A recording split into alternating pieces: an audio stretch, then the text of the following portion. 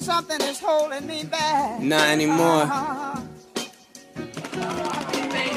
No flow hotter, born like Globetrotter. My flow slaughter, I'm new fire in all water. Style lit, I'm stylish, so style this, I get it. Cool, handsome and smooth, that equals coquettish. My music is your fetish. Bonjour et bienvenue à tous dans ce nouvel épisode de Culture Soccer, le podcast nord-américain de Lucarne Opposée. On vous invite comme d'habitude à découvrir nos autres podcasts de tous les continents couverts par Lucarne Opposée et surtout Bola Latina qui sortira normalement une émission cette semaine spécialement pour la finale de la Copa Libertadores entre River Plate et Boca Juniors qui devrait être complètement folle. Donc regardez ça cette semaine, ensuite après ce Culture Soccer il devrait sortir vers mercredi ou jeudi. Mais on est aujourd'hui ici pour parler de Major League Soccer entre nous et des playoffs avec déjà mon co-animateur Anthony De Varenne. Comment ça va Anthony ? Ça va très bien, toi Antoine ? Très très bien, c'est une très belle saison de playoffs qui est là. Et on a aussi, comme c'est presque une habitude, comme d'habitude, le troisième larron de l'équipe, Adi Raphaël. Comment tu vas Adi ? Ça va et toi Antoine ? Salut Anthony. Ça va très très bien. On rappelle, tu as un blog sur la MLS qui s'appelle MLS en folie. Et j'invite nos auditeurs à jeter un coup d'œil si vous voulez plus d'analyse sur certaines équipes MLS et sur les résultats en général. Oui, si je peux rajouter là, pour Adi, allez surtout voir son nouveau projet vidéo, Le Renard du Soccer. C'est excellent. C'est vraiment professionnel et tout. Vraiment un chapeau Adi pour cette émission. Merci beaucoup. Oui, ce sera une revue hebdomadaire. Chaîne YouTube, Renard du Soccer. Vous pouvez me suivre aussi sur Twitter, MLS en folie, @MLS en folie, où je poste aussi les vidéos qui seront hebdomadaires, donc à chaque semaine. Le premier épisode est juste sorti cette semaine.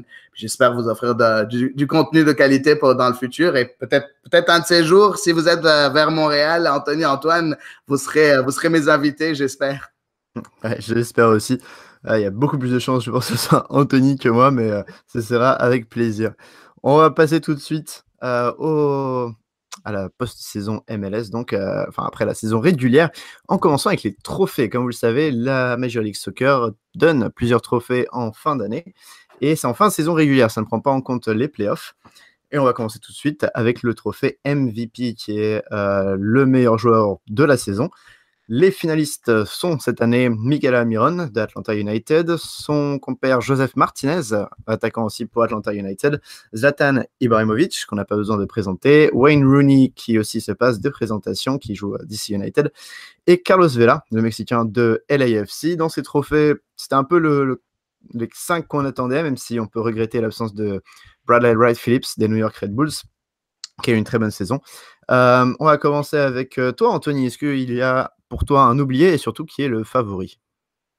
Eh bien, moi, peut-être ça va vous choquer, mais j'aurais bien aimé ça voir Borek Dokal, qui a quand même fait une belle saison avec 12 passes décisives. C'est 12 passes décisives? J'allais vérifier. 18 passes décisives. C'est un sommet dans la MLS et tout de même là, 5 buts. Donc, c'est un joueur vraiment qui a permis à son équipe de Philadelphie de se qualifier pour les séries éliminatoires. Sinon, pour les fans montréalais, là, j'aurais bien aimé ça voir Ignacio Piatti. Cependant, pour moi, là, le gagnant, j'hésitais entre deux noms, soit Miguel Almiron d'Atlanta et Joseph Martinez. Et vraiment, là, les deux, pour moi, ont été d'un niveau semblable cette saison. Ouais, le rappelle... Ah, pardon, vas-y. Oh non, tu peux y aller, Antoine. J'allais dire, on le rappelle, Joseph Martinez a battu le record. Joseph Martinez a battu le record de buts inscrits en une saison avec Atlanta United. Adi, quel est ton favori? En fait, je rejoins un peu ce que Anthony a dit. En premier, je rejoins en premier ce que toi tu as dit, Antoine. Je trouve que c'est juste pas normal qu'on oublie Bradley Wright Phillips. Je trouve que Carlos Vela a été très bon. Est-ce que c'est lui qui a à 100% tout le temps porter l'équipe de Los Angeles FC? Je pense que Diego Rossi a beaucoup fait. Je pense que Lin Nguyen a beaucoup fait. Il y a eu de très bons joueurs avec avec Tyler Miller dans les buts. Il y a eu, donc, je pense pas que LAFC égale Carlos Vela. Par contre, New York Red Bulls égale Bradley Wright Phillips. Ils ont quand même gagné le Supporters Shield pour le premier au classement général. Il fallait souligner ça. C'est pas normal qu'il soit pas là. Il a marqué 100 buts déjà en MLS. En tout cas, moi, je trouve pas normal qu'il soit pas dans les nominés.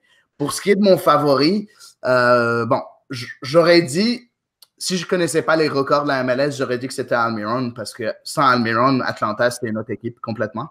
Par contre, Joseph Martinez, 31 buts en une saison de malade, un vrai renard de surface, pour bien le dire. C'est vraiment exceptionnel ce qu'il a fait. Et même si c'était un peu moins bien en fin d'année, je trouve que juste parce qu'il a eu le record, je pense qu'il mérite ce titre de MVP. Pour Zlatan a fait 6 mois extraordinaires parce qu'il a juste rejoint l'équipe juste dans le mercato d'été. Il a quand même marqué 21 buts en quelques matchs. Il a été extraordinaire. Par contre, le fait que son équipe ne s'est pas qualifiée pour les séries, pour moi, ne justifie pas le fait qu'il soit MVP. Non, Martinez all the way pour moi. Ouais, je suis plus du côté d'Almiron parce que je pense que Martinez, je ne sais pas s'il marquerait autant de buts avec Almiron. Et vraiment, Martinez est dans ce registre de renard des surfaces. Comme tu disais, il marque quasiment tous ses buts dans la phase de réparation. Et j'ai l'impression qu'il est plus juste le récepteur de tous les bons ballons d'Almiron. Mais ça ne me choquerait pas que Martinez gagne le trophée MVP aussi. Pour ce qui est de Carlos Vela, je trouve aussi qu'il était un peu en deçà cette année par rapport aux 4 autres concurrents. Et oui, vraiment, pour ceux qui pensent que la MLS est un championnat pré-retraité, tout ça. Enfin, il faut vraiment souligner que Wayne Rooney et Zlatan Ibrahimovic ont toujours un niveau exceptionnel et qui ne sont pas là juste pour leur nom. Ils ont vraiment fait une demi-saison, plutôt pour les deux, parce qu'ils sont tous les deux arrivés à moitié saison, mais tous les deux une demi-saison vraiment de très bonne qualité. Si vous deviez choisir, disons que Almiron et Martinez sont devant, est-ce que vous pensez, on va commencer avec toi Anthony, est-ce que tu penses que Ibrahimovic a une meilleure saison que Rooney ou l'inverse? Ben, en fait, moi, je rejoins ce qu'elle a dit un peu plus tôt. Vraiment, là, tu peux pas donner le trophée du joueur le plus utile à son équipe à un joueur qui n'a pas réussi à qualifier son équipe. Pour moi, c'est incompatible. Et Wayne Rooney a vraiment été complet cette saison. Fait que moi, je l'aurais donné à Wayne Rooney et ses 6 mois de merveilleux. Tu sais, Wayne Rooney, c'est un buteur, mais pas seulement. On l'a vu dans l'élimination de son équipe contre Columbus plus tôt cette semaine. C'est un joueur qui n'hésite pas à aller au milieu. Il est très altruiste avec ses 12 buts et ses 7 passes décisives. Donc, vraiment, là, moi, je le donne à Wayne Rooney parce qu'il y a également Carlos Vela. Mais Carlos Vela n'arrive même pas dans le top 5, soit des buts, soit des passes décisives, et ça avec une saison pleine. Ouais, je suis assez d'accord avec toi et c'est vraiment la différence. Tu parles d'altruisme pour Rooney, c'est vraiment la différence pour moi entre Rooney et Ibra. On voit Ibra qui, bon, c'est du Ibra, hein, mais il marche plutôt par la plupart de ses matchs. Il fait des actions de grand malade quand il est devant, mais sinon, il y a moins de repli défensif. Alors que Wayne Rooney, il n'y a qu'à voir ce but magnifique. Enfin, sa passe décisive magnifique contre Orlando. Pour ceux qui ne l'avaient pas vu, allez sur YouTube, c'est vraiment dingue. Il fait un repli défensif. Alors que tout le monde était monté, même le gardien, il fait un repli défensif qui sauve DC United de se prendre un but par Orlando et une passe décisive de 50 mètres pour un but de DC. Donc je suis assez d'accord avec toi. Adi, un dernier mot sur Rooney et Ibrahimovic? Oui, effectivement, il ne faut pas oublier aussi sur le but à Orlando, le repli défensif, il fait un tac glissé aussi. Peut-être que c'est la première fois en carrière que je vois Wayne Rooney faire un tac glissé aussi important que ça, aussi clé que ça. En tout cas, c'était magnifique. Et je rejoins en fait ce que vous dites tous les deux. Zlatan, c'est Zlatan. L'équipe joue pour lui. On le voit dans tous les clubs où il est passé.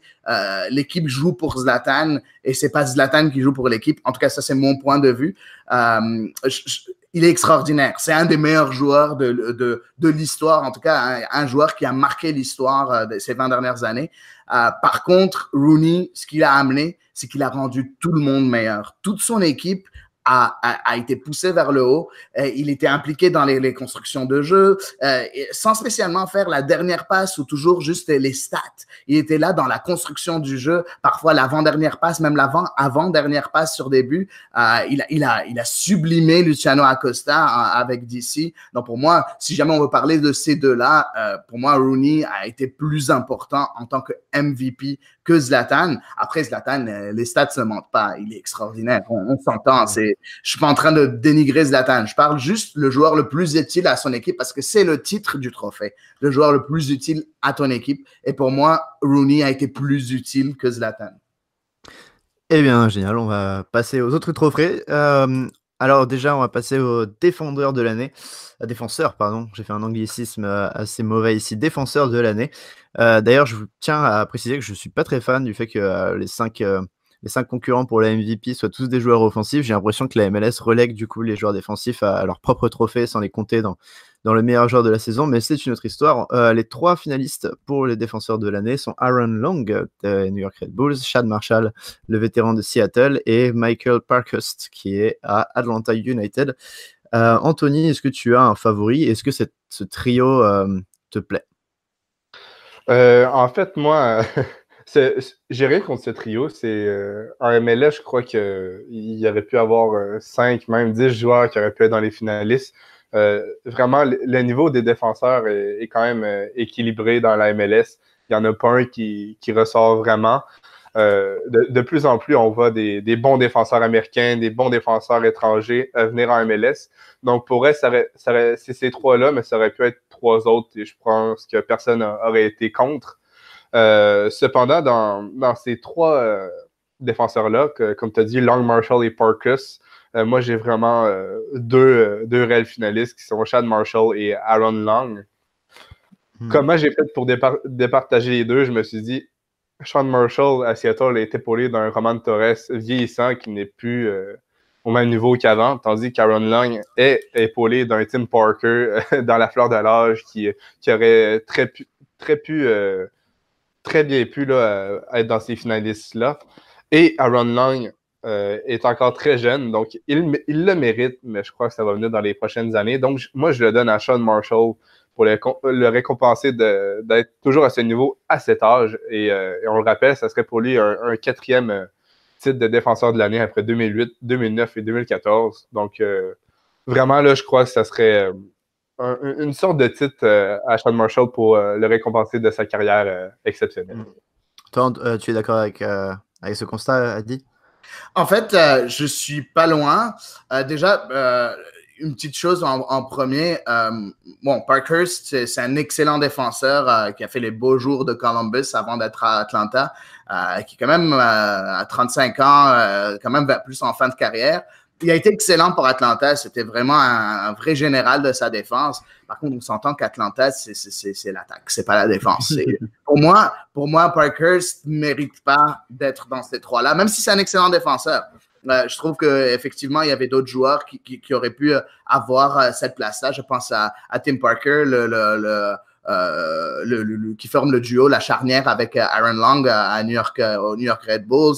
Je pense à beaucoup d'autres joueurs qui étaient là et qui ont fait une saison extraordinaire en défense centrale. Bon, après, on me dit qu'ils ne se sont pas qualifiés pour les séries, mais Rod Fanny a été extraordinaire plusieurs fois dans l'équipe la semaine de la MLS à 37 ans, lui aussi en fin de carrière, sauf que c'est lui qui a arrangé toute la défense de l'Impact de Montréal durant toute cette belle séquence vers la fin, depuis la moitié de la saison, enfin, depuis le mois de juin.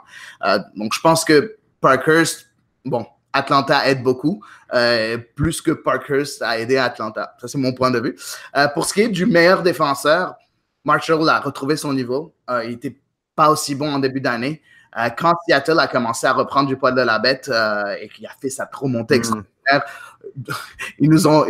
on a l'habitude maintenant d'attendre Seattle plus en deuxième moitié de saison. Ça fait peut-être 3-4 années qu'ils reviennent de l'arrière en étant une des pires équipes de la MLS en début de saison avant de remonter et faire des séries extraordinaires à la fin pour se placer en 2e place de l'Ouest. Marshall était extraordinaire. Il a retrouvé son niveau de 2008, 2009 et 2014 où il était défenseur de l'année, comme Anthony l'a dit.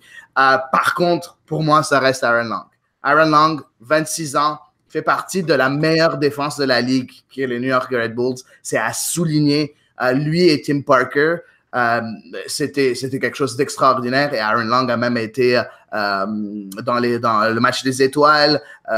Pour moi, c'est le titre de défenseur de l'année. Marshall, on le sait que c'est un très bon défenseur. Il a eu ses lettres de noblesse en 2008, 2009 et 2014 et je trouve qu'il est à pied d'égalité avec Aaron Long. Pourquoi pas récompenser quelqu'un de son excellente saison? Aaron Long, all the way, pour moi. Ouais, le match d'étoiles, je pense qu'il a été aussi plus choisi à Aaron Long parce que sur le papier, c'est quand même un peu plus sexy que le vieux Chad Marshall. Mais moi, je suis plus team Chad Marshall aussi, étonnamment, mais il est vraiment important. Et puis, il marque aussi, il marque beaucoup. Et comme le disait Anthony, il est moins aidé. Alors, Roman Torres joue moins à ses côtés. Maintenant, c'est plus la nouvelle recrue Kim Kee-hee. Mais il est beaucoup moins aidé par ses camarades que peut l'être Aaron Long avec Tim Parker. Et je suis d'accord avec toi, Parkhurst, c'est peut-être pas un très bon choix dans le trio tête. J'aurais bien vu Calvo, pourquoi pas, même si son début de saison était très mauvais à Minnesota, ou Graham Zusi à Kansas qui ne s'arrête pas, malgré son âge, de bien jouer à Kansas. On va passer tout de suite, si ça ne vous dérange pas, au gardien de l'année, un autre trophée plutôt défensif. Les 3 finalistes sont Zach Steffen de Columbus Crew, Luis Robles de New York Red Bulls et Stephen Fry de Seattle Sounders. 3 gardiens vraiment très solides et très stables en MLS. J'avoue que mon cœur penche encore une fois pour Stephen Fry et Seattle, mais vous connaissez mon amour pour cette équipe. Je pense que Zach Steffen a quand même été assez irrégulier dans la saison. Il est très bon, mais à certaines occasions, il a vraiment du mal. Et Luis Robles est bon, mais je trouve que Stephen Fry est juste meilleur. Qu'est-ce que tu en penses, Adi? En fait, je vais peut-être étonner beaucoup de monde. En premier, mon favori parmi ces 3-là, c'est effectivement Stephen Fry. Stephen Fry a été incroyable encore une fois, des arrêts de classe mondiale. Écoute, c'est le meilleur gardien de la MLS, je pense, point barre. Il n'y a pas grand monde qui peuvent dépasser Stephen Fry de nos jours. Bon, après, Robles a été excellent. Je trouve ça aide le fait qu'il ait une défense centrale aussi dominante que ça et un style de jeu des New York Red Bulls où il y a un pressing haut, donc il y a moins de pression sur la défense. Je pense que par contre, Stephen, je comprends juste pas pourquoi il est là. Stephen a un potentiel extraordinaire. C'est le prochain gardien de l'équipe nationale américaine, même qu'il a déjà commencé à faire des matchs titulaires en équipe nationale. Par contre, point de vue la saison 2018, Stephen n'a pas été aussi étincelant que ça, même qu'il s'est illustré plusieurs fois pour des erreurs, beaucoup d'erreurs de dégagement au début de la saison. Puis si on regarde aussi les résultats de Columbus défensivement, Columbus, c'est pas une équipe qui a été extraordinaire défensivement. Donc, je vois pas d'où vient le fait que Zach Steffen soit là. Ils ont quand même encaissé 45 buts. Bon, ils sont à peu près au milieu du paquet. Mais je pense pas que Zach Steffen le mérite. Par contre, celui qui la mérite, je suis désolé, oui, je suis partisan de l'Impact de Montréal, comme toi, tu es partisan de Seattle, Antoine, puis Anthony de Nashville en USL. Mais pour moi, Evan Bush, c'est pas normal qu'il soit pas. Vraiment, très objectivement, Evan Bush est 3e derrière Fry et Robles en pourcentage d'arrêt chez les gardiens, avec plus de 25 matchs disputés. On ne parle pas de Bill Hamid qui a fait juste 14 matchs et ainsi de suite. Il est premier en nombre d'arrêts effectués en MLS. Il a fait une saison extraordinaire et c'est grâce à lui que l'Impact était encore dans la course pour les séries en fin d'année. Donc, pour moi, Evan Bush, c'est une évidence, au moins qu'il soit nominé. Il n'était pas supposé être meilleur gardien, l'équipe ne s'est pas qualifiée. Mais au moins lui donner la chance d'être nominé, comme Zlatan l'a eu dans le titre d'MVP. Donc, je ne vois pas pourquoi Stephen est là et pas Evan Bush. Je pense que Tim Melia quand même passe devant. Qu'est-ce que tu en penses, toi, Anthony? En fait, moi, j'aurais aimé ça voir Matt Pickens de Nashville. non, mais il était tellement fort cette année. Non, mais pour revenir aux choses plus sérieuses, moi, je suis peut-être un peu plus de l'avis d'Antoine avec Tim Melia. Oui, Evan Bush a fait une saison exceptionnelle avec l'Impact. Il aurait même peut-être pu mériter le joueur le plus utile de l'Impact. Les trophées annuels de l'Impact, c'est peut-être Evan Bush qui le méritait un peu plus que Piatti. Mais oui, vraiment, là, Tim Melia, le meilleur gardien de l'an dernier, je crois qu'il méritait au moins d'être dans les finalistes. Mais sinon, là, pour revenir aux trois qui sont présents, parce que c'est deux qu'il faut parler, Zach Steffen, comme a dit plus tôt, moi, je le considère pas comme un favori pour remporter le All-State Goalkeeper of the Year. Moi, vraiment, là, j'irai avec Stephen Fry qui, si je ne me trompe pas, Antoine, corrige-moi, mais n'a jamais remporté ce trophée et c'est vraiment, selon moi, le meilleur gardien de la Ligue. Là, il est vraiment exceptionnel sur sa ligne. Ouais, il n'avait pas gagné l'année dernière, battu par Timelia, mais je pense que ça s'est pas joué de peu. Il a été plusieurs fois dans l'équipe. Il a été une fois dans l'équipe MLS All-Star après le titre de Seattle, mais bon, voilà. Eh bien, je suis content qu'on soit un peu mis d'accord pour Frey. On va passer au prochain titre. Juste avant, en un mot, parce qu'on doit aller très rapidement, mais si vous aviez, pour vous, le pire gardien de la Ligue? Moi, c'est ça, Joe Willis. De Houston, ok. De Houston, juste pas capable. Je comprends pas pourquoi il est là. Je là aussi, parce que l'année dernière, le gardien titulaire s'est fait arrêter pour harcèlement sexuel, je crois. Exactement, Derek, qui était excellent, un très bon gardien. Bon, après, ce qui se passe, si je me rappelle bien, c'était une histoire avec sa copine où il a frappé, ou je sais pas, je me rappelle plus exactement de l'histoire, mais bon, point de vue, juste footballistiquement parlant, Derek était quand même très bon. Joe Willis, je comprends juste pas pourquoi il a un poste de titulaire. Il y a tellement de gardiens qui attendent leur tour, qui sont deuxièmes derrière les gardiens titulaires et qui méritent leur place beaucoup plus que Joe Willis. Et Anthony? Il y a plusieurs choix, hein. Mais moi, là, un gardien que je comprends pas pourquoi qui est encore dans cette ligue-là, c'est Joe Bendik. Oui, des fois, il fait des arrêts exceptionnels, mais vraiment, là, c'est Orlando, à la fin de la saison, ils se sont dit, tant qu'à avoir Joe Bendik, on va mettre le jeune qui peut avoir de l'expérience. Sinon, c'est pas de sa faute, il est encore très jeune, mais du côté de Chicago, Richard Sanchez, il n'était pas prêt à effectuer la saison complète en MLS. Je crois qu'il a du potentiel. Il a beaucoup appris de cette saison-ci. Mais en termes de gardien partant, je crois que c'était celui avec le moins de qualité cette année. Ouais, à cause de son expérience et pas de son talent en termes de potentiel. Ouais, je suis entièrement d'accord avec toi. Il était... combien de fautes il a fait cette année? C'est incroyable. Richard Sanchez, des fautes de main. En veux-tu, en voilà. Je mentionne aussi Tim Howard, qui est pas forcément mauvais, mais qui s'est pris tellement de buts cette année avec Colorado. Il a la quarantaine et je crois qu'il revient en plus la saison passée. C'est le goal le plus cher de la ligue en termes de salaire et il est juste vraiment pas très très bon. Mais Colorado l'a re-signé, oui. Pour rajouter sur Tim Howard, je pense que c'est le pire joueur rapport qualité-prix en MLS. C'est tellement d'accord avec vous deux. Là. Il a dépassé, il a été extraordinaire en carrière. Écoute, à un moment, il faut savoir quand dire assez. Là. Il est fini, il est brûlé, c'est fini, il est trop vieux. Et Colorado l'a re-signé pour l'année prochaine, donc voilà, on entendra encore parler de Tim Howard, mais je vois le pauvre, il est en train de chercher le ballon dans ses filets 4 fois par match. Il me fait de la peine. On va passer au nouveau venu de l'année, qui est un trophée un peu spécial que donne la MLS pour le petit nouveau dans la ligue. Les trois sont aussi des finalistes pour le trophée de meilleur joueur de la saison. Zlatan Ibrahimovic, Wayne Rooney et Carlos Vela. Du coup, ça rejoint un petit peu le débat qu'on avait fait tout à l'heure. Pour vous, très rapidement, qui devrait gagner ce trophée? Je commence avec toi, Anthony. Mais en fait, comme tu dis, hein, c'est un peu les mêmes débats que le MVP. Pour moi, j'aimerais répéter, mais Wayne Rooney, c'est vraiment pour moi la recrue. La recrue, quand je dis recrue, c'est en termes de transfert et tout. Pour moi, c'est la recrue de l'année parce que c'est vraiment lui qui a transformé son équipe.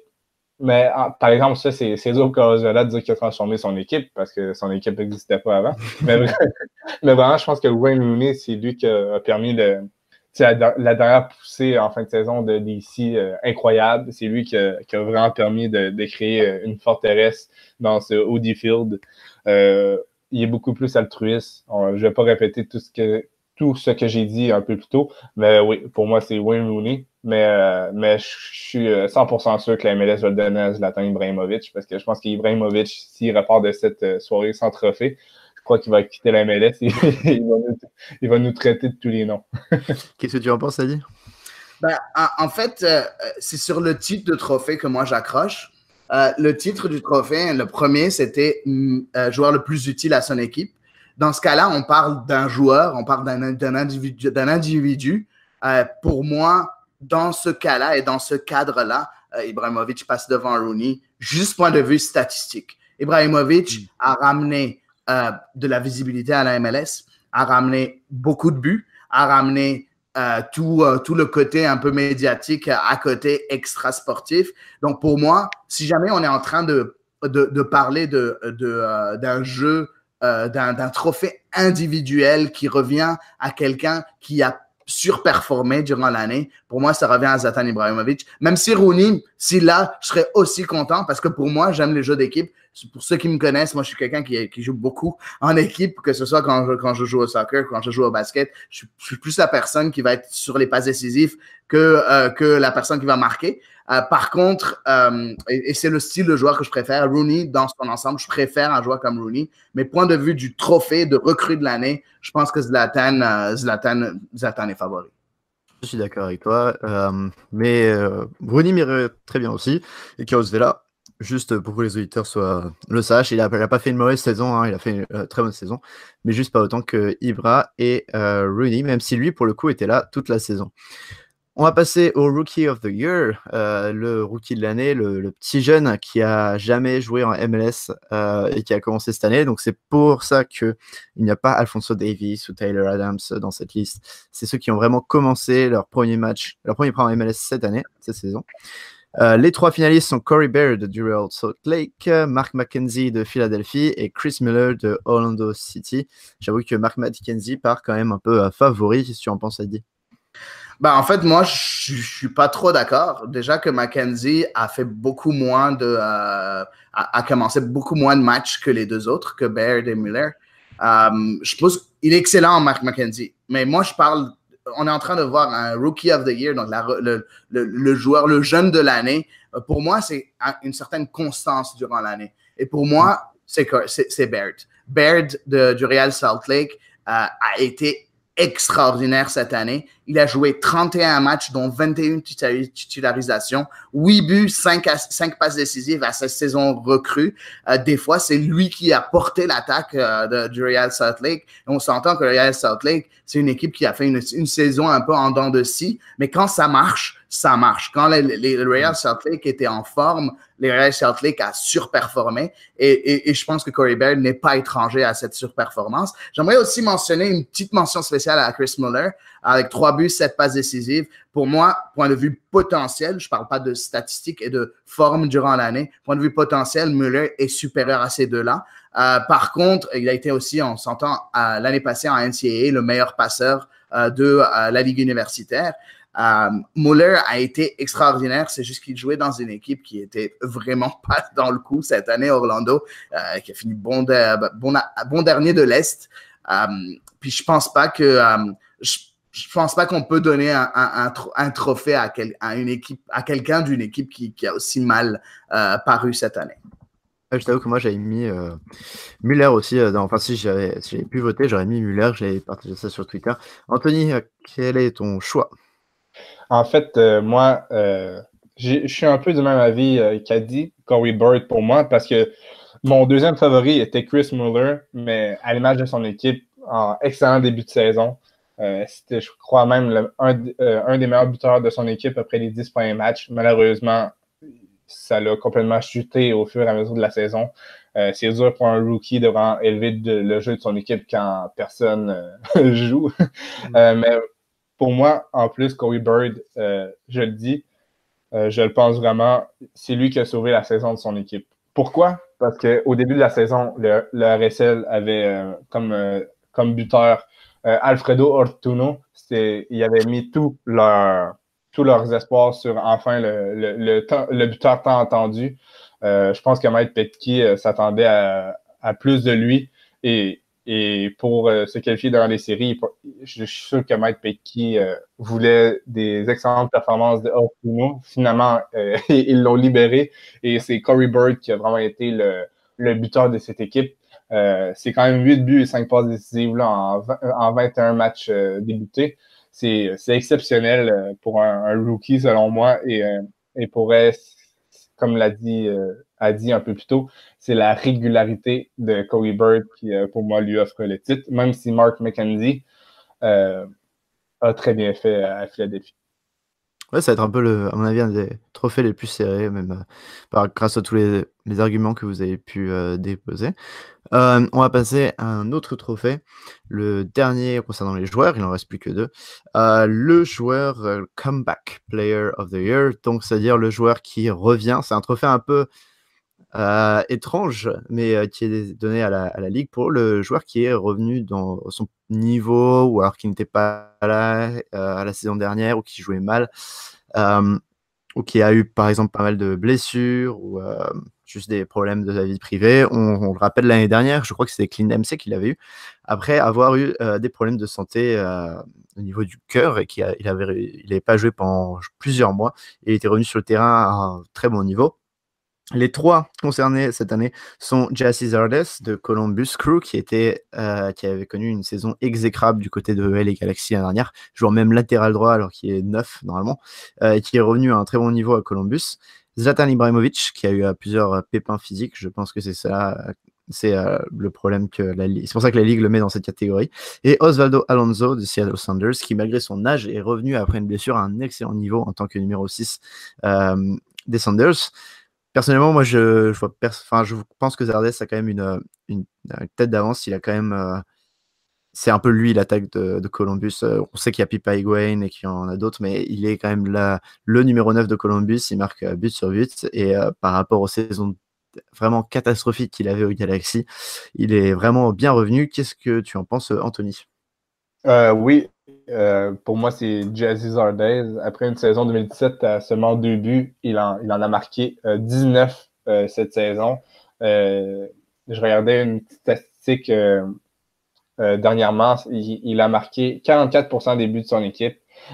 Donc, c'est vraiment rendu un des meilleurs buteurs en MLS, et je crois que la prochaine saison, là, il risque de confirmer cela avec le Crew. Mais ouais, pour moi, c'est Zardes, sans aucun doute. Même si Osvaldo Alonso là, est revenu de blessure, a dit, et c'est devenu vraiment un des meilleurs milieux MLS, comme on s'entendait de lui dans le passé. Ouais, et Zardes, qui marque le pire début de Columbus, mais il faut le dire, Columbus, je crois qu'elle est la 2e pire attaque de MLS après Colorado. Adi, est-ce que tu es d'accord avec notre choix de Zardes? Je pense qu'on est tous d'accord avec Zardes, mais j'aimerais souligner quelques petites choses. Zardes, déjà, à ses débuts, Zardes était considéré comme un potentiel extraordinaire, comme la future star de l'équipe nationale américaine. Il a eu une saison en 2014 de 16 buts, et après, il a disparu des radars. Comme tu l'as dit, il a même joué en latéral droit. Il n'était pas dans les petits papiers de l'équipe. Sa meilleure saison, c'était en 2014. Là, non seulement il revient, il marque 19 buts, donc il bat son record personnel. Il est 4e meilleur buteur de la MLS en saison régulière. Quelque chose à souligner. Il était dans tous les bons coups de Columbus. Après, on va me dire, il joue pour lui. C'est pas vrai. Je trouve pas qu'il joue pour lui à Columbus. Il est juste là au bon moment. Il se contente de terminer les actions, et de très belle façon. Il a marqué des buts extraordinaires en plus cette année. Pour moi, Zardes Holloway, on est tous d'accord là-dessus. Je pense qu'il n'y a pas photo. Zlatan, il s'est blessé, mais il s'est blessé dans un autre championnat. Pour moi, ça compte pas. Ouais, je suis plutôt d'accord. Et puis Zardes, en plus, il a marqué 19 buts, mais il a vraiment pas, par exemple, il a Pipa Higuaín et Justin Meram, mais il a pas l'Almiron que peut avoir Joseph Martinez. Il a pas vraiment ses coéquipiers comme ça qui peuvent lui donner tellement de ballons. Donc, c'est un excellent finisseur, et il fait très très bien son travail. Je suis d'accord avec toi. Et on va passer à la dernière catégorie, la catégorie de l'entraîneur de l'année, qui était une catégorie qui pouvait avoir beaucoup de finalistes. Vraiment, il y en avait pas mal. On pense à Ben Olsen de DC United, qui, malgré un retour incroyable de son équipe, n'a pas réussi à être dans le trio de tête. On a aussi Greg Berhalter, qui est l'entraîneur de Columbus, et aussi qui est présumé pour entraîner l'équipe des États-Unis, la sélection américaine, qui n'est pas dans le trio non plus. Voici les 3 finalistes. Bob Bradley, le vétéran de la MLS, qui a construit totalement son équipe avec le LAFC, qui est parti de 0 pour faire un effectif très bon et très bien équilibré, je trouve. Tata Martino d'Atlanta United, qui partira à la fin de la saison pour diriger la sélection mexicaine, apparemment. et Peter Vermes de Sporting Kansas City, qui est à la tête de Kansas depuis plusieurs années, mais qui fait une très très bonne saison avec Sporting Kansas, qui sont arrivés en tête de la conférence de l'Ouest. Personnellement, c'est Bob Bradley. Je trouve qu'il vraiment, il avait rien en début de saison. Il n'avait pas un joueur et il a réussi à construire un effectif qui est tellement bon, tellement sur tous les postes sont doublés, triplés. Et avec des joueurs, il a réussi à sublimer des joueurs. Je pense à Aaron Cover, qui toute sa vie a été remplaçant MLS là et qui n'a jamais réussi à percer. Il ne perce pas encore au LAFC, mais il arrive à bien le faire jouer pendant juste 20 minutes. Je pense aux 3 numéros 9 qu'ont LAFC. Chacun joue parfaitement bien dans un rôle différent. Et Bob Bradley sait lequel mettre par rapport à l'adversaire qui est en face. Certes, ils viennent de se faire éliminer les playoffs, mais je crois que sur la saison régulière, c'était le meilleur coach. Est-ce que tu es d'accord avec moi, Adi? En fait, parmi les nommés, effectivement, Bob Bradley, pour tout ce que tu as dit, déjà, je vais pas répéter ce que tu as dit. J'aimerais aussi, par contre, mentionner que Bradley a dû faire avec la blessure de Marc-Anthony Kaye. Je sais, il y a plusieurs personnes sur Twitter qui se moquent de moi parce que j'en parle très souvent. Je pense que LAFC manquait ce joueur. Ce joueur a beaucoup manqué à LAFC dans les séries, dans le premier match des séries où ils se sont fait éliminer. C'est l'impact physique qu'il avait. Puis il a dû jouer avec. Il a dû faire en sorte de reculer Lee Nguyen dans un poste de plus numéro 8 et même parfois en numéro 6, lui qui est un numéro 10, Lee Nguyen.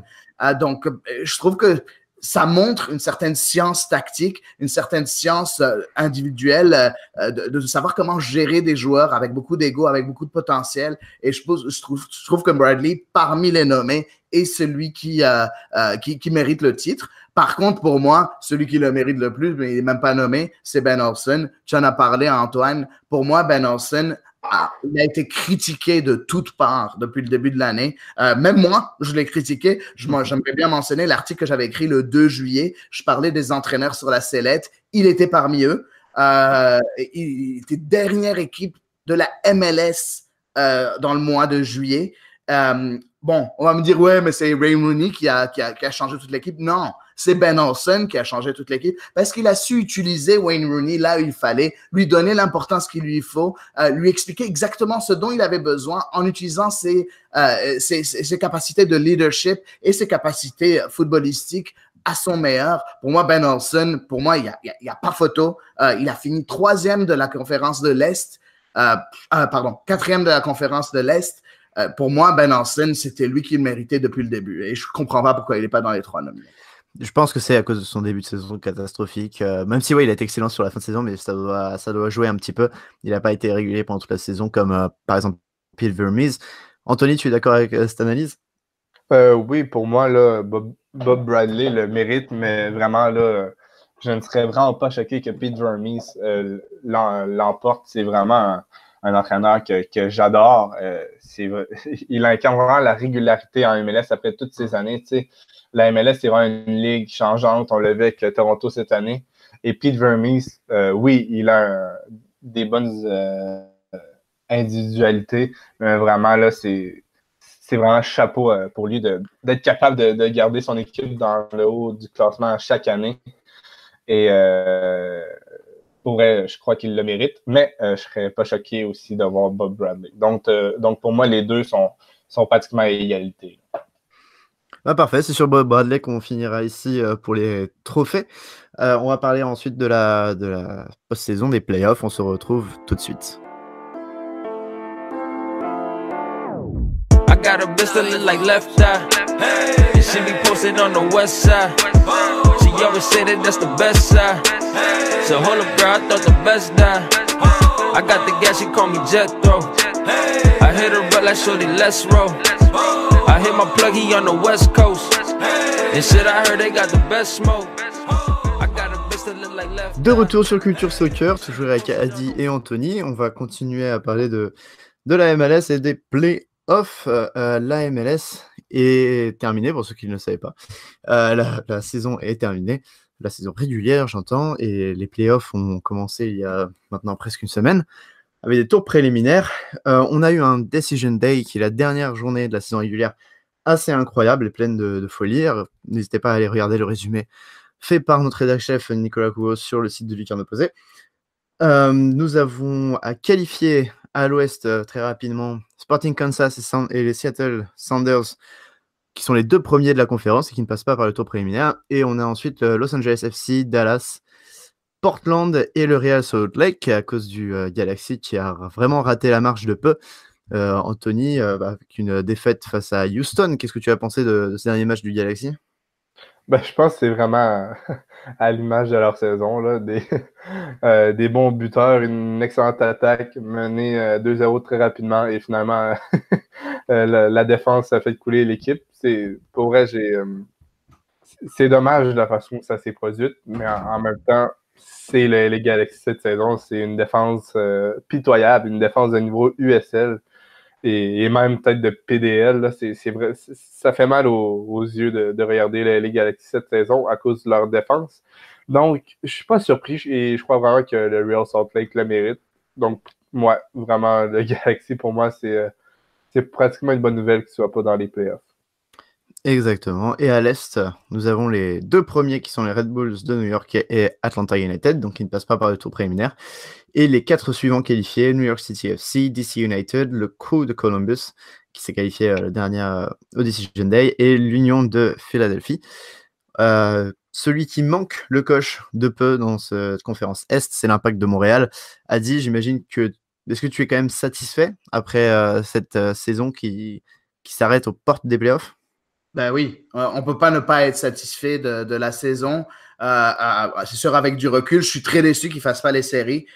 Par contre, je suis très satisfait de la saison de l'Impact de Montréal. Pourquoi? Parce qu'ils ont eu un début de saison dégueulasse avec beaucoup de défaites. Je pense qu'ils avaient 10 défaites en 15 matchs. Puis après, remonter la pente, il a trouvé une certaine chimie dans l'équipe. Il y a eu 16 joueurs qui ont été ajoutés dans l'entre-saison avant le début de la saison 2018. Ça prend du temps et le but, c'est qu'on a vu une progression constante jusqu'à la fin de l'année. Après, accrocher les séries lors du Decision Day, de la dernière journée à New England, ça allait être très compliqué parce que l'Impact devait gagner et devait espérer que Minnesota fasse match nul ou batte Columbus à Columbus. Je pense que c'était quand même un peu tiré par les cheveux. En tout cas, Minnesota a perdu. Donc, même si l'Impact a perdu aussi, mais même si l'Impact avait gagné, ça n'aurait rien fait. Donc, oui, je suis satisfait de la saison, n'empêche. Je pense que c'est un programme de 3 ans, un projet de 3 ans pour l'Impact de Montréal avec Rémi Garde. C'est le contrat de garde. La première année, c'était d'incorporer tous ces nouveaux joueurs, de commencer une nouvelle structure au sein de l'équipe avec une nouvelle colonne vertébrale dans l'équipe. Pour le 2019, ajouter un peu de qualité, puis à ce moment-là, ce sera obligatoire de se qualifier pour les séries l'année prochaine. Mais je pense pour une première saison, pour Rémi Garde, qui a été extraordinaire, qui a su s'adapter aussi, je l'aurais nommé parmi les entraîneurs de l'année, mais je trouve que bon, l'équipe ne s'est pas qualifiée en série, donc impossible de nommer un entraîneur à ce moment-là.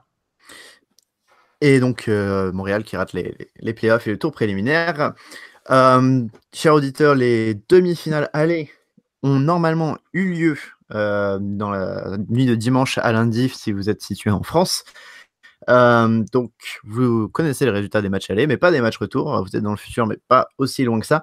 Les matchs retour ont lieu en fin de semaine, donc le week-end prochain. Pour ce qui est des tours préliminaires, ils sont déjà joués. À l'Est, New York City FC a battu l'Union 3-1 et DC United a perdu à la maison face au Crew de Columbus au penalty de 2-2 et puis 3-2 au penalty. À l'Est, dis-moi Anthony, est-ce que tu penses que pour DC United, c'est une saison un peu gâchée à cause de cette défaite en tour préliminaire face à un adversaire qui normalement aurait pu être battu? Je pense pas que la saison est gâchée. Je pense que ce match a donné plein d'espoir à cette équipe pour l'an prochain. Ça va être une équipe à prendre vraiment au sérieux lors de la prochaine saison. Je pense juste qu'est-ce qui a manqué à DC, c'est peut-être une contribution offensive plus... une meilleure contribution offensive des attaquants lors de ce match. Je pointe pas Wayne Rooney du doigt, mais vraiment... Luciano Acosta a vraiment été absent. D'ailleurs, là, les 2 buts de DC, c'est Frédéric Briand qui a inscrit son premier but de la saison et Nick DeLeon qui a également marqué son premier but de la saison. Et c'était vraiment un beau but. Mais vraiment, pour DC, c'est ça. Lors du dernier match, c'est les attaquants qui n'ont pas répondu présent. Mais non, la saison n'est pas gâchée. Je crois peut-être rajouter un joueur ou deux pour la prochaine saison.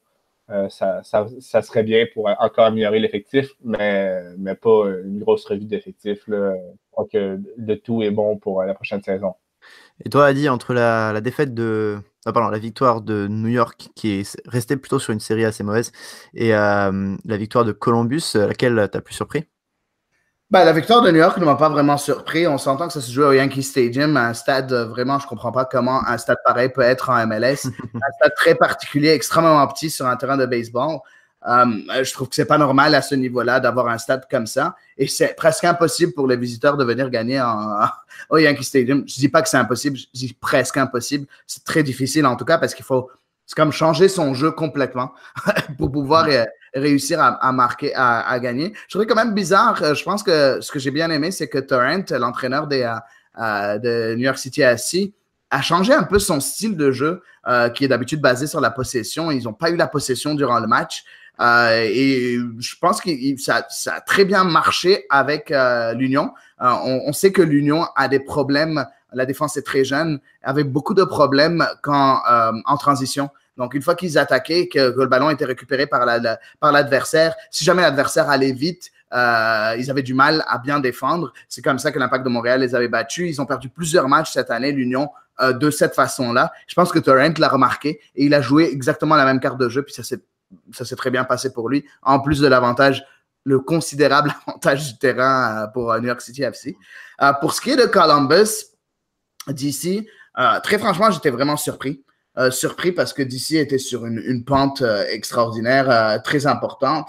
Et finalement, ils ont réussi à surprendre le monde en perdant contre Columbus.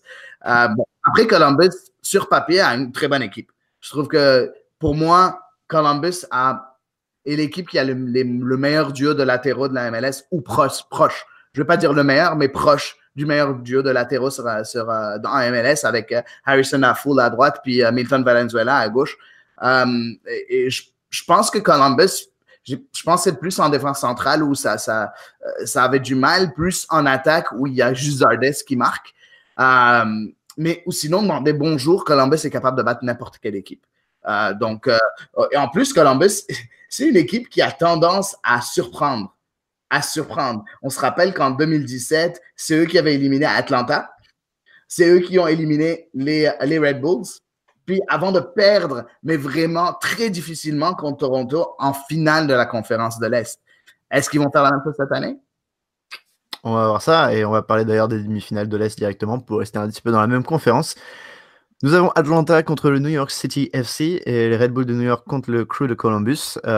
Tu disais toi-même, aux grosses surprises de Columbus. Est-ce que, Anthony, tu penses que Columbus peut continuer un peu à créer la surprise face aux Red Bulls de New York qui ont gagné le Supporter Shield, donc qui ont gagné la saison régulière, on le rappelle, et qui entrent dans ces demi-finales de conférence avec du coup un match en moins parce qu'ils n'ont pas eu à jouer le tour préliminaire?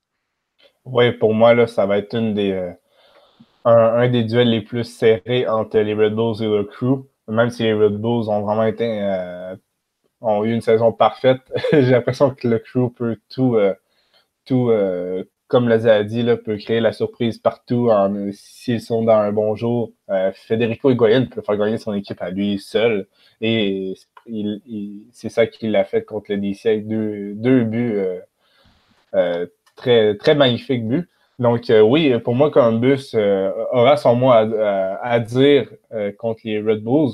Et pour l'autre affrontement de l'Est, je pense que le NYCFC va passer.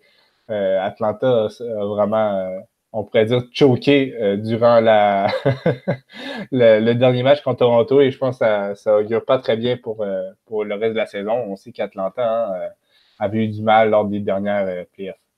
Ouais, même si Atlanta aura Almiron de retour de blessure. Adi, tu es d'accord avec ce constat? En fait, je suis d'accord. J'aimerais juste ajouter quelques petits points. En fait, je suis d'accord comme quoi ça va être difficile pour Atlanta, mais je pense quand même qu'ils vont venir à bout de New York City FC. Parce que pour moi, New York City FC en défense centrale, c'est pas trop ça. Donc, si Atlanta arrive à faire le travail au match à domicile à Atlanta, en marquant 2-3 buts, ce sera difficile pour New York City FC de marquer autant au Yankee Stadium. Après, si Atlanta n'arrive pas à gagner le match à Atlanta, ben, au Yankee Stadium, on le sait, c'est presque impossible. Donc, ouais, ça va être difficile. Je pense que l'avantage du terrain de New York City FC va beaucoup jouer dans cette série. Mais bon, je pense que c'est Atlanta qui va passer. Pour le match entre les Red Bulls et Columbus, j'aimerais juste souligner que Columbus n'a pas perdu contre les Red Bulls cette année en saison régulière. Ils ont fait un match nul au mois de juin à domicile, Columbus contre les Red Bulls 1-1. Puis ils sont partis s'imposer au Red Bull Arena à New York 3-2 le 28 juillet. Donc, Columbus, bon, c'était dans le moment où Columbus était en feu, mais n'empêche, Columbus a eu le numéro des Red Bulls cette année. Et je pense que ce match-là ce duel-là va être beaucoup plus serré que ce qu'on pense. Oui, ça va être un duel très très fort. Vas-y, pardon. Non, c'est ça. Puis c'est ça. Mais j'ai pas de favoris. J'ai du mal à dire les favoris, mais je penche plus pour les Red Bulls malgré tout en voyant leur saison, en fait.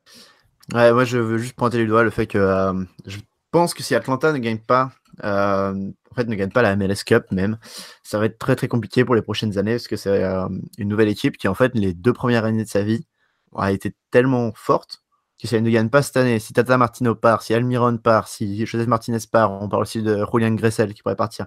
Si tous ces gens partent l'année prochaine, je ne sais pas comment ils vont faire. C'est ça le problème quand on a le succès si tôt. Et c'est comme au cinéma, il est très dur de continuer avec une bonne carrière et d'enchaîner les succès. Donc à mon avis, il faut vraiment qu'ils remportent un trophée cette année vu leur effectif. On va passer à l'ouest maintenant, de l'autre côté des États-Unis, les tours préliminaires se sont déroulés pendant Halloween, le 31 octobre et le 1er novembre. La grosse surprise, en tout cas pour moi qui ne regardais pas forcément beaucoup de matchs du Real Salt Lake, c'est leur victoire face à Los Angeles FC à Los Angeles, 3-2 dans un très très beau match. Adi, est-ce que tu penses que pour le Los Angeles FC c'est vraiment une grosse déception ou est-ce que c'est bien mérité de la part de RSL? Ben écoute, c'est une déception pour LAFC. Ça, c'est sûr, tout le monde pensait que ça allait être simple. Très personnellement, vous pouvez aller le voir quand j'ai fait mes prédictions. J'avais dit que RSL allait battre LAFC. Pourquoi? Et je le dis encore une fois, je trouve que LAFC au milieu de terrain n'a pas l'impact physique nécessaire pour gagner les matchs. On le voit sur les 3 buts du Real Salt Lake. C'est un manque d'impact physique au milieu de terrain qui crée ces 3 buts-là. Pour moi, bon, ça ne m'a pas étonné de voir LAFC sortir. Après, bon, j'ai toujours une petite tendance d'aller vers l'équipe un peu plus faible sur papier, mais ça ne m'a pas étonné non plus. S'il y avait une surprise à avoir cette année, je m'attendais beaucoup moins à voir Columbus passer d'ici. S'il y avait une surprise à avoir dans les tours préliminaires, je m'attendais à ce que ce soit RSL qui bat LAFC. Tu es d'accord avec ce constat, Anthony? Oui, pour moi, là, le RSL n'a rien à perdre cette année. Ils se sont qualifiés de justesse. Donc, pour moi, en ce moment, là, lors de cette fin de saison, ils profitent. Et ils profitent surtout grâce à un joueur, c'est Damir Krelak. Quel joueur! Pour vrai, ce joueur aurait très bien pu apparaître pour le titre du Newcomer of the Year qu'on parlait un peu plus tôt. Il a vraiment transformé son équipe. Le milieu croate, c'est lui qui a qualifié son équipe contre le LAFC. Pour vrai, c'est vraiment un joueur que j'adore et très bonne acquisition du RSL qui passe un peu sous le radar. Mais oui, je suis pas surpris du fait que le RSL a gagné. Et même, j'avais mis le Sporting favori, je crois, pour la MLS Cup, puisqu'ils ont vraiment une équipe exceptionnelle, mais le RSL peut vraiment leur jouer un mauvais tour. Là. Ouais, on va parler juste avant les demi-finales, par contre, de l'autre match préliminaire qui s'est déroulé. FC Dallas contre les Timbers de Portland. Les Timbers qui ont gagné 2-1 grâce à un doublé de l'inépuisable, inoxydable, quel l'adjectif que vous voulez, de Diego Valeri. Est-ce que vous pensiez que Dallas avait une chance ou pour vous, de toute façon, Portland allait gagner? Pour moi, pour moi, c'est logique que Portland ait gagné. Que ce soit Diego Valeri le sauveur, je m'en doutais un peu moins. Sa saison 2018 a été moins exceptionnelle que celle de 2017, mais c'est là qu'on voit les grands joueurs lorsqu'ils sont présents lors des gros matchs. Et pour Dallas, qu'est-ce qui manque à Dallas? C'est un buteur. Ils ont une panoplie de chances et ils n'arrivent jamais à la mettre au fond. Pour vrai, Dallas, une super belle équipe, une belle défense, un beau milieu avec Ulloa, Gruzo. Mais vraiment, là, pour Dallas, l'acquisition clé pour la prochaine saison sera un attaquant. Ils n'ont pas le choix parce que Urruti, c'est un très bon attaquant. Mais c'est pas, c'est raison, mais c'est pas le genre de buteur qui va te marquer des buts. Et pourtant, il y avait Dominique Badjic qui les a rejoints à la mi-saison. Est-ce que tu es d'accord aussi avec ça, Adi? Oui, effectivement. En fait, je m'attendais à ce que Portland gagne, mais je ne m'attendais pas à ce que ce soit aussi difficile. On s'entend que Dallas a eu 65% de possession. Ils ont eu 2 grandes chances de marquer complètement bousillées. Ils ont eu 22 tirs au but, dont 22 tirs au but, contre 5 pour Portland. Donc oui, avec un attaquant, je pense que Dallas aurait plié ce match depuis très longtemps. Après, ils ont amené Badji, qui était un des meilleurs attaquants de la saison. Avant avec Colorado, une des pires équipes de la saison. Et finalement, avec Dallas, Badji, ça n'a juste pas marché. Moi, j'étais tellement content quand Badji a signé à Dallas. J'étais là, OK, Dallas fait du sens maintenant. Et je l'avais dit, si vous suivez le compte francophone de Dallas, qui est très, très bon, il fait des analyses extraordinaires. J'étais en train de lui parler en lui disant, c'est bien, vous avez votre buteur, vous avez Badji. Puis bon, Badji n'a rien fait depuis qu'il est avec Dallas. Donc, est-ce que je suis étonné du résultat final? Non. Est-ce que sur le contenu du match, je suis étonné? Oui. D'accord. Ouais, vas-y, Anthony. Rajouter juste quelques petits mots. Là. Pour moi, Dallas, avec un buteur performant, ça finit pour premier de la saison régulière là, dans l'Ouest. Pour vrai, là, pour moi, le FC Dallas a été premier quelques temps durant la saison. Et je crois qu'avec un buteur réaliste, peut-être pas autant que Joseph Martinez, mais vraiment un buteur qui est capable de marquer une quinzaine de buts. Le FC Dallas, ça finit premier. Là. Ouais, je suis d'accord. Et ces 2 matchs nous font 2 très belles demi-finales. On a d'un côté le duel de la Cascadia, une des plus grandes rivalités de MLS, les Sounders face à Portland, et de l'autre côté, le Sporting Kansas City contre Real Salt Lake. On va commencer par le duel de la Cascadia. J'avoue que je pense que Seattle est quand même assez sera dominateur pendant ce match. Bon, il est dur de se mouiller, surtout que Timbers sont plutôt bien joués contre Dallas. Mais les Sounders sont quand même assez complets dans leur 11, il y a peu de faiblesses, et ils sortent quand même de très très bons résultats récemment. On le rappelle, sur les 16 derniers matchs, ils ont 14 victoires, une des meilleures demi-saisons jamais réalisées en MLS. Est-ce que vous êtes de cet avis? Est-ce que les Timbers ont une chance? Anthony, je te laisse parler d'abord. En fait, pour moi, ce duel de la Cascadia, là, si on se fait l'an dernier avec le duel Vancouver-Seattle, ce qui était vraiment en dormant, j'espère que Portland va tenter de jouer le coup avec Seattle, qui est vraiment dominatrice. Mais avec une telle rivalité, là, on ne sait jamais qu'est-ce qui peut arriver réellement. Là. Pour moi, Seattle va sortir gagnante de ce duel, mais Portland peut être la grosse surprise de ces demi-finales. Adi, est-ce que tu crois à une surprise? Je crois à une surprise. Je pense que Seattle va gagner, sauf que je crois à une surprise. Pourquoi? Parce que, comme l'a dit Anthony, c'est vraiment un duel de rivaux. C'est vraiment... Et dans ces duels-là, on ne peut pas prévoir. C'est impossible de prédire. Et d'habitude, très souvent, ça peut arriver qu'une équipe complètement dans le trou et dans le champ, comme on dit en bon québécois, se retrouve gagnante à la fin de ces duels-là, juste parce qu'il y a l'intensité, il y a le côté la rivalité, il y a les joueurs qui se transcendent dans ces matchs-là, qui font en sorte qu'ils trouvent un second souffle, un troisième souffle, un quatrième souffle, puis ils trouvent un moyen de battre l'équipe favorite. Donc, c'est très difficile de prédire un duel entre rivaux, mais par contre, sur papier et par rapport à ce qu'on a vu dans la saison, tu as parlé de Seattle. Pour moi, Seattle est grand favori et devrait passer si tout se passe bien.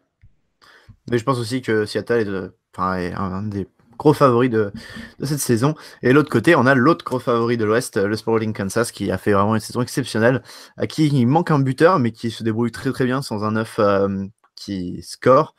Et ils sont face au au surprenant Real Salt Lake. Adi, est-ce que tu penses aussi là qu'il peut y avoir une surprise ou est-ce que Sporting Kansas sera dominateur? Non, je pense pas qu'il y aura de surprise là.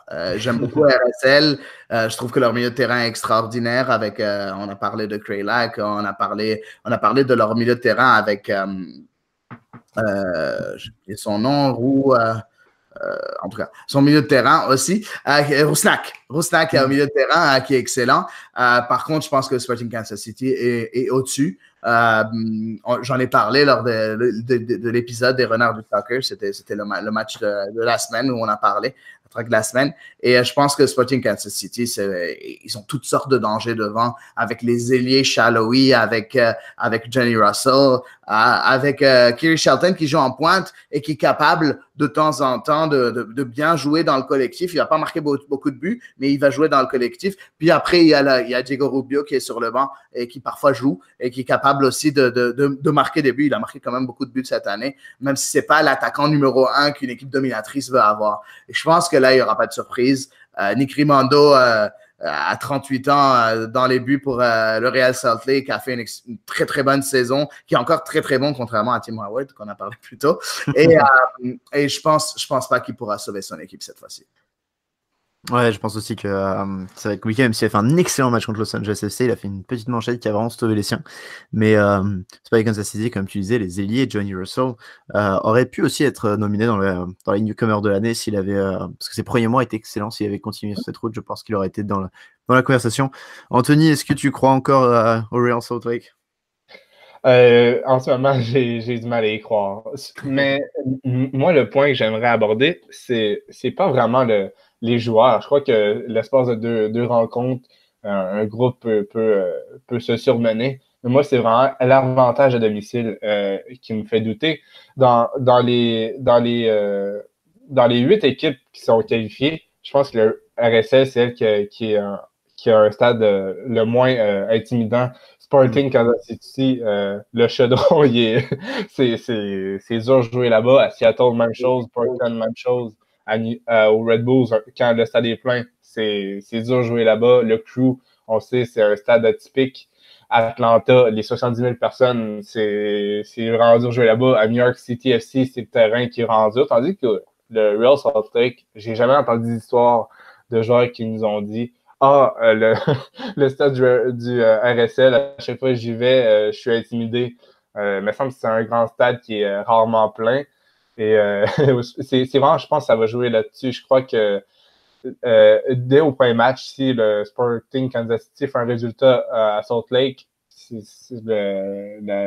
le duel est plié. Oui, je suis plutôt d'accord avec toi, ça va être très compliqué pour eux. Et le stade, il est quand même très beau, très belle enceinte moderne, mais c'est vrai qu'il est pas l'atmosphère la plus intimidante en MLS. C'est ce qui conclut un petit peu le tour des demi-finales. Messieurs, je vais vous demander juste, je sais que vous détestez ça, mais un petit pronostic. Si vous deviez pronostiquer la finale, un membre de l'Est, un membre de l'Ouest, quels seraient vos deux favoris? Vas-y, Anthony. Moi, je vais y aller avec des équipes originales. Originales, je parle qui sont en MLS depuis vraiment longtemps. Un SKC Red Bulls, là, ça serait beau en finale. Et toi, Adi? C'est difficile, mais pour moi, Seattle Red Bulls, je pense qu'on ne peut pas s'échapper à ça. Les deux meilleures équipes, en tout cas sur la deuxième moitié de saison, Seattle, c'est une des meilleures équipes de la MLS, puis les Red Bulls, c'est la meilleure équipe de la MLS. Je ne pense pas qu'on va s'échapper à ce duel-là. C'est vrai que c'est ce qui compte aussi en playoff, c'est ce qui rend la compétition intéressante, c'est que c'est vraiment la fin de saison, la dynamique de fin de saison qui te lance dans les playoffs qui compte et non pas toute la saison. Personnellement, moi j'avais mis avant les playoffs DC United Seattle, mais DC United se fait sortir directement. Moi j'irais avec Atlanta Seattle. Je pense qu'Atlanta doit gagner cette année, sinon, ou doit jouer la finale cette année, sinon c'est fini pour le projet. En tout cas, c'est mon avis personnel. Eh bien, merci beaucoup, Adi, d'être venu pour parler des demi-finales et de playoffs et les trophées pour les meilleurs joueurs. On rappelle, tu as ton blog MLS en folie, les Renards du Soccer qui est disponible sur YouTube. Et tous nos auditeurs peuvent te suivre sur Twitter @MLS en folie. Merci beaucoup de l'invitation encore une fois. Merci à Anthony. C'est toujours un plaisir de venir ici. Je suis disponible quand vous voulez. Génial, on se retrouve tout de suite avec Anthony pour parler des playoffs USL très rapidement. Merci de votre soutien et à tout à l'heure.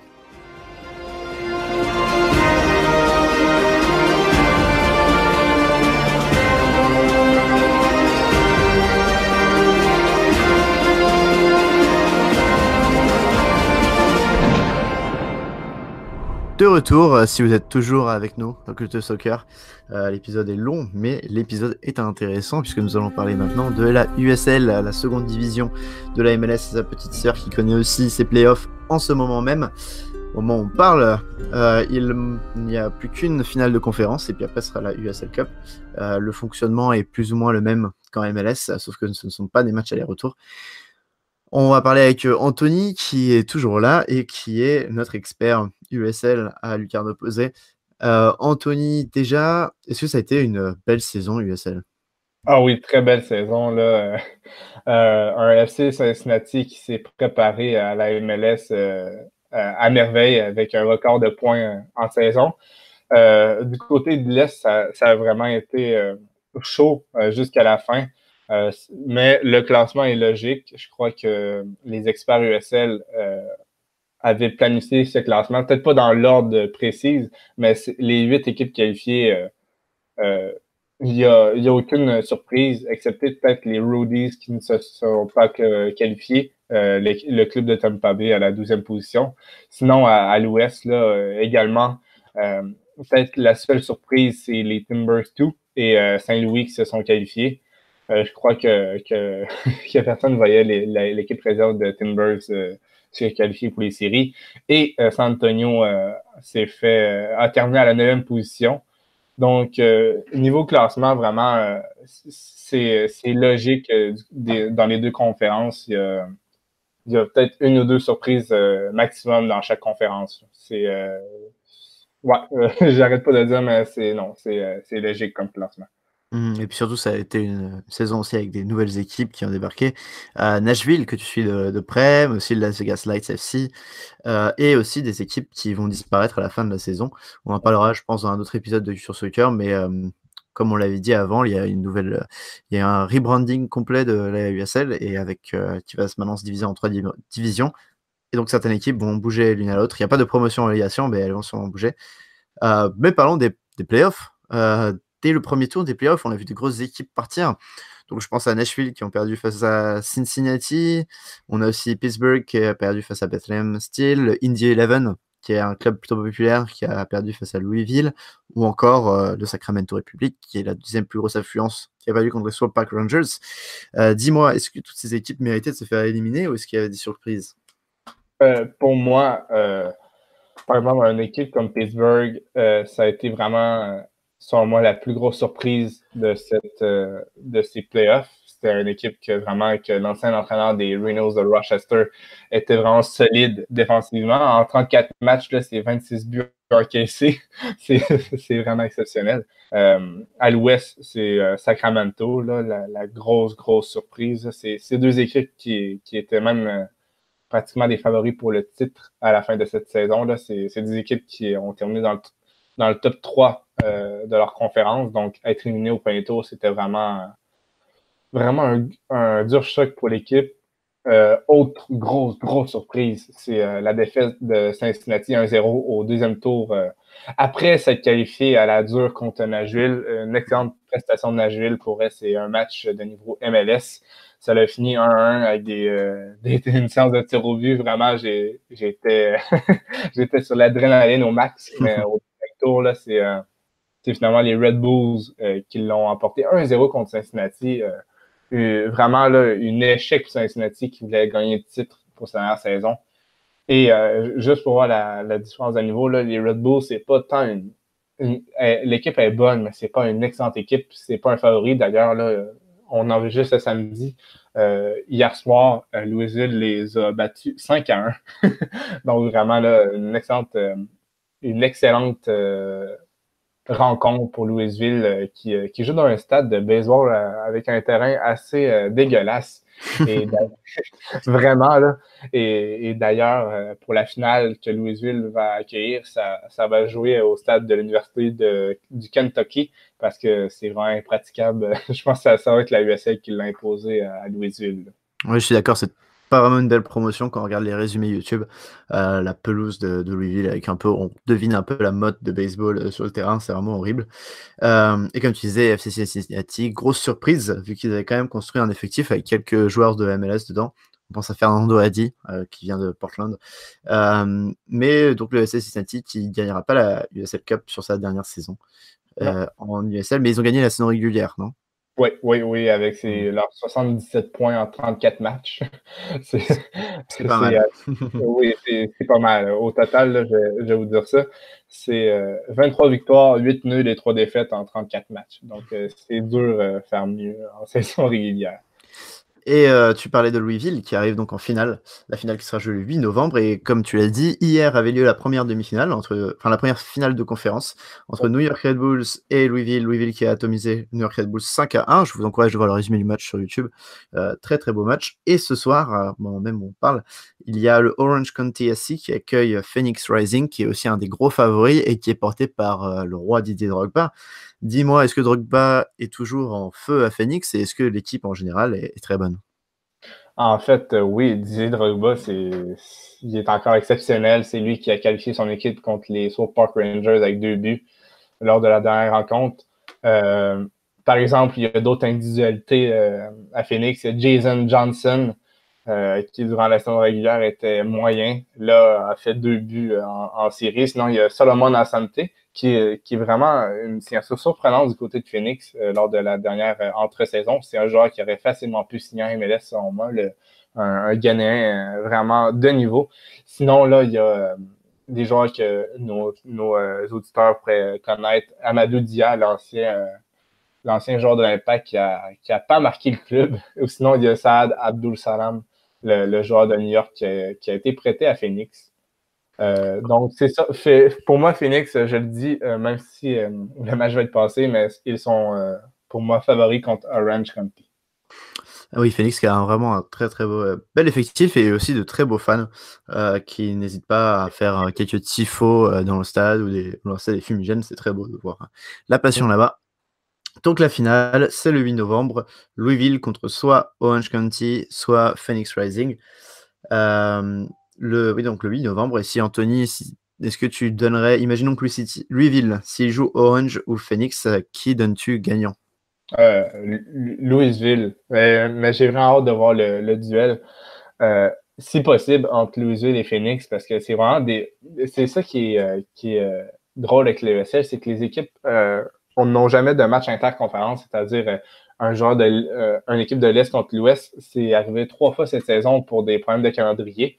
Mais vraiment, là, j'ai hâte de voir, selon moi, les 2 des 4 meilleures équipes de la Ligue, Louisville et Phoenix. Ça serait vraiment une des meilleures finales de l'histoire de la USL. Vraiment, là, j'ai vraiment hâte de voir. Et coup dur pour Louisville, là, au dernier match, Cameron Lancaster, le meilleur buteur de la Ligue, a dû sortir après seulement 8 minutes de jeu après une excellente action défensive de Hassan Mdam, un espoir des Red Bulls que je ne serais pas surpris de voir à MLS très bientôt.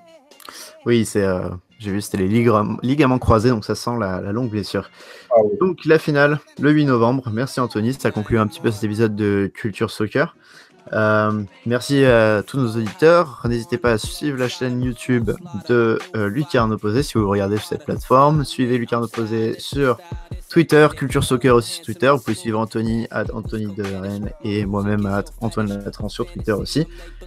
Dernier petit mot sur le magazine Lucarne Opposé. Le 4e est toujours en vente avec si vous aimez le soccer nord-américain, un dossier sur les San Francisco Delta. Et le prochain est dans le four et devrait sortir bientôt, tout chaud, avec un petit article aussi concernant le soccer nord-américain. Merci à tous d'avoir écouté Culture Soccer et à la prochaine. Merci à tous. No simple plan. I'm a simple man. Liquor, pussy, and money. The sick rookie, you love me. Bigger, fuller, you dummy. Come and take it all from me. Yeah.